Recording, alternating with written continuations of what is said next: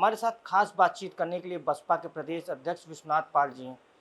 अध्यक्ष जी, एक बड़ा सवाल ये उठता है कि बसपा पहले वाली बसपा नहीं रहेगी, इसमें संघर्ष का दौर है, तो आप इस संघर्ष के दौर से कैसे निकालेंगे बहुजन समाज पार्टी को? बहुजन समाज पार्टी हमेशा संघर्षों से ही तैयार हुई है और Bahujan Samaj party cadre based party है।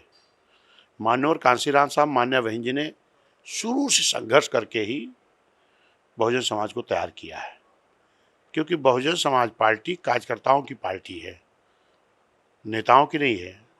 बाकी सारी पार्टियां जो आप देखोगे, किसी न किसी दल से अलग होकर के कुछ नेताओं ने अलग दल बना लिया, लेकिन बीएसपी माननीय साहब मान्य बहन जी ने खूब संघर्ष करके जमीन से उठ करके जमीन से उठा करके कार्यकर्ताओं को तैयार करके कैडर बेस तैयार करके तब पार्टी बनाई है। अभी कुछ दिन पहले आप लोगों द्वारा बैठक की गई जिसमें कोऑर्डिनेटर्स मौजूद थे, जिला अध्यक्ष मौजूद थे, कुछ बसपा सुप्रीमो मौजूद थी, तो क्या दिशा निर्देश दिए गए आप लोगों को? देखिए, माननीय कांशीराम साहब की पुण्यतिथि है 9 अक्टूबर को, और उनकी पुण्यतिथि हम लोग पहले मंडल जिला वाइज मनाते थे, और लखनऊ में भी जब हम मनाते थे तो क्योंकि जो माननीय कांशीराम साहब स्मारक स्थल है, वहाँ काफ़ी दिनों से मरम्मत का काम चल रहा था, तो इस नाते हम माननीय कांशीराम साहब की जो प्रतिमा बहन जी ने लगाया है, अदमकद प्रतिमा जो लगी है वहाँ, उस पर हम लोग पुष्प अर्पित नहीं कर पाते थे, बाहर एक पोस्टर लगा के करते थे। लेकिन अब की वो काम पूरा हो चुका है, तो हम लोग अब की माननीय कांशीराम साहब के दर्शन भी करेंगे और पुष्प अर्पित करेंगे उनको, उनकी प्रतिमा जो बहन जी ने बनाई है। तो इसलिए अब की जिला वाइज मंडल वाइज न करके पूरे उत्तर प्रदेश के हमारे जो माननीय साहब के अनुयायी हैं, वो सभी लोग माननीय कांशीराम साहब स्मारक स्थल 9 अक्टूबर को आएंगे और वहाँ पुष्प अर्पित करेंगे, और मान्य बहन जी उस कार्यक्रम की मुखतित होंगी। मान्य बहन जी सभा को संबोधित करेंगे। कितनी भीड़ जुटने की संभावना जताई जा रही? माननीय साहब के अनुयायी जितने होंगे उस सब आएंगे, इसका कोई आंकड़ा नहीं लगाया जा सकता। जहाँ एक विचारधारा के लोग आते हैं वहाँ गिनती नहीं की जा सकती। अच्छा, एक ये सवाल उठता है, गठबंधन को लेकर हमेशा चलता रहता है, क्या आप किसी के साथ गठबंधन में रहेंगे आने वाले 2027 में चुनाव को, कि अकेले ही चुनाव लड़ने की तैयारी कर? नहीं, बहुजन समाज पार्टी के नेता मान्य बहन जी बार बार इस बात को बोल चुकी हैं कि बहुजन समाज पार्टी 2007 के तर्ज पर 2007 में भी कोई गठबंधन बहुजन समाज पार्टी का नहीं हुआ था दलों का, लेकिन हाँ, एक जनता का गठबंधन बहुजन समाज पार्टी ने तैयार किया था 2007 में। दलों के गठबंधन से नहीं, जनता के गठबंधन के बल पर पूर्ण बहुमत की सरकार बनाई गई थी। फिर आने वाले 27 में बहुजन समाज पार्टी एक जनता का गठबंधन तैयार करेगी और कर रही है, और एक भाईचारा, उसी के बल पर 2027 में पुनः बहुजन समाज पार्टी की सरकार बनाएगी। एक आखिरी सवाल आपसे करते हैं, तो अखिलेश यादव को लेकर, आप अखिलेश यादव को कहाँ देखते हैं आने वाले विधानसभा चुनाव और पंचायत चुनाव? जिस तरीके से वो लगातार पीडीए की बात करते हैं, और पीडीए को आप उनके कहाँ देखते हैं?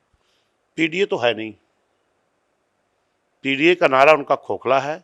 क्योंकि आप खुद ही बताओ, पीडीए में बाकी छोड़ दो, क्या इस लोकसभा के चुनाव में जब से उन्होंने पीडीए का नारा दिया है, कोई एक सिंगल यादव चुनाव लड़ा है लोकसभा का? जानकारी है आपको? आजमगढ़ भी, जहां से बहुजन समाज पार्टी 89 में माननीय कांशीराम साहब ने बहन जी ने रामकृष्ण यादव को सांसद बनाया था आजमगढ़ से, फिर उमाकांत यादव बने थे। आज भी माननीय अखिलेश यादव जी को आजमगढ़ में कोई यादव नहीं दिखाई पड़ रहा, घर से भेजना पड़ रहा सैफई से। आज 5 सांसद हैं तो पांचों कोई यादव नहीं है। माननीय अखिलेश यादव जी हैं, माननीय डिम्पल यादव उनकी पत्नी है, फिर उनके भाई हैं, उनके भतीजे हैं, यही लोग हैं, ना कि यादव कोई है। एक भी पाल आपको सांसद नहीं मिलेगा, एक भी प्रजापति सांसद नहीं मिलेगा, एक भी चौहान सांसद नहीं मिलेगा, एक भी चौरसिया नहीं मिलेगा, कोई यादव नहीं मिलेगा। तो पीडीए नारा देने से थोड़ी कुछ होगा। कहाँ है पीडीए? परिवार दल अलायंस कह लीजिए, हम बोलते हैं ना, पी से परिवार, डी से दल, ए से अलायंस, क्योंकि चाचा का दल अलग था, अलायंस करा लिए हैं। आज भी उनके सगे छोटे भाई, उनकी पत्नी कहाँ है? सगे छोटे भाई पत्नी कहाँ है? भाजपा में। अपर्णा यादव उनके छोटे भाई की वाइफ है, और वो क्या है? उत्तर प्रदेश महिला आयोग की उपाध्यक्ष। अभी टीम बीएसपी को बताएंगे। सगे धर्मेंद्र के बहनोई अभी करहल से चुनाव लड़े थे, भाजपा से लड़े थे ना, अभी टीम बीएसपी को बताएंगे। तो वही परिवार का अलायंस बनाने के लिए उन्होंने परिवार दल अलायंस बनाया है। और उसको आप लोग पिछड़ा, दलित, अल्पसंख्यक का विकास बोलते हैं। और फिर कभी कभी तो माननीय अखिलेश यादव जी खुद ही अलग अलग बात करते हैं।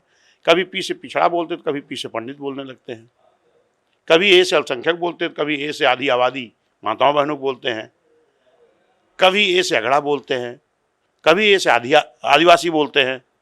गलत है कि सही? तो अब वो खुद ही इसमें कंफ्यूज हैं कि है क्या ये पीडीए। लेकिन मैं बता रहा हूँ पीडीए मतलब परिवार दल अलायंस। अच्छा, पूजा पाल के निष्कासन को आप कैसे देखते हैं? उन्हें बाहर का रास्ता दिखाया गया। उन्होंने कहीं न कहीं सीएम योगी आदित्यनाथ की केवल जिस तरीके से बड़ाई की थी विधानसभा, उसके बाद उनको बाहर का रास्ता दिखा दिया गया।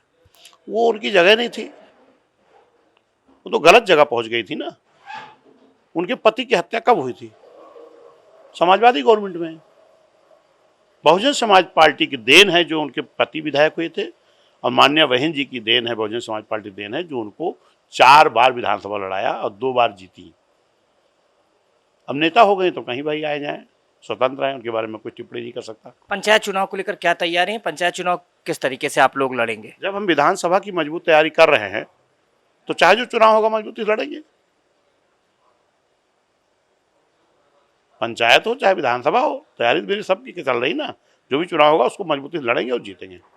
देखिए, हमारे साथ बात करने के लिए विश्वनाथ पाल जी, इन्होंने कहा कि अब बसपा पूरी मजबूती से चुनाव लड़ेगी। हम पंचायत चुनाव की भी तैयारी कर रहे हैं और इसके साथ विधानसभा चुनाव की भी तैयारी कर रहे हैं। आने वाले सभी चुनाव हम मजबूती से लड़ेंगे। कैमरामैन अरशद के साथ सिद्धार्थ प्रताप सिंह, इंडिया न्यूज़, लखनऊ।